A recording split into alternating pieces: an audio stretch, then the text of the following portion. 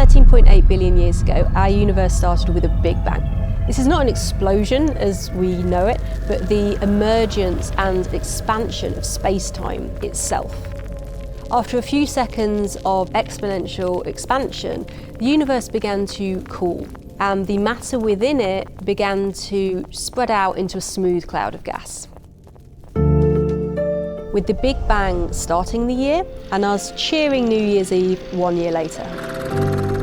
Using this scale, the universe slowed and cooled for the first few days of January. The first stars formed on the 5th of January, and the first galaxies formed on the 9th. But the thin disk of the Milky Way galaxy didn't form until May. Our solar system and Earth formed in September.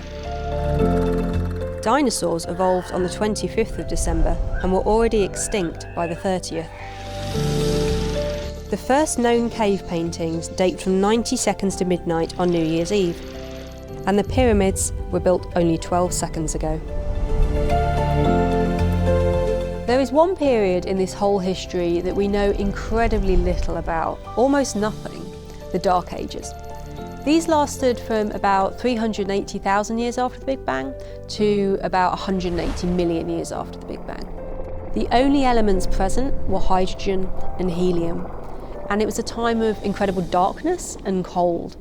But behind the scenes there was a different kind of matter at work, dark matter. Dark matter spread through the universe, making a web which drew in the hydrogen gas such that the gas traced this web almost perfectly.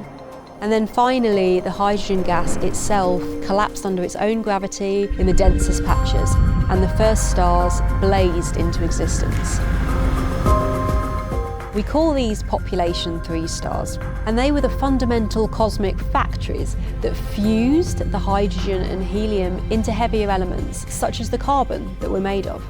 These stars cannot physically form in our modern, polluted universe, and so they're likely to be an extinct species. These first stars were very different from any stars that we see around us today. Firstly, they were hot.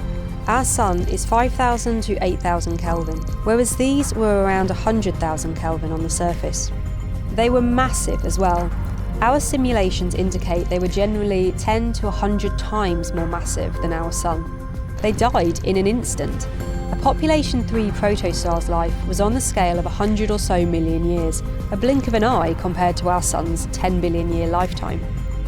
To relate this to our cosmic year, the first stars would die only 3 days after formation, compared to our sun, which would live a whole 8 months.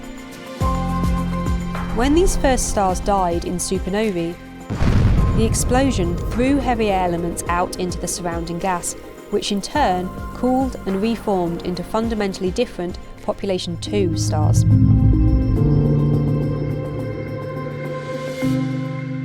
The thing with light is that it takes time to travel. So for example, the sunlight that's hitting us right now left the sun a whole 8 minutes ago. And if, for example, there were an alien species on our nearest neighbour galaxy, Andromeda, and they were pointing a telescope at us today, they wouldn't be seeing us, they'd be seeing the earliest ancestors of the human race. The further we look back in space-time, the more the light we observe has been stretched by the expansion of the universe. Visible light telescopes and infrared telescopes have limits on how far they can see back. So to look at the very earliest events in the universe, we need to look at the longest wavelengths, the radio. A really useful aspect of radio telescopes is that you can distribute them into arrays, with bigger arrays offering better resolution and sensitivity. The arrays are now being built in the quietest radio areas on Earth, the Western Australian outback and the South African desert.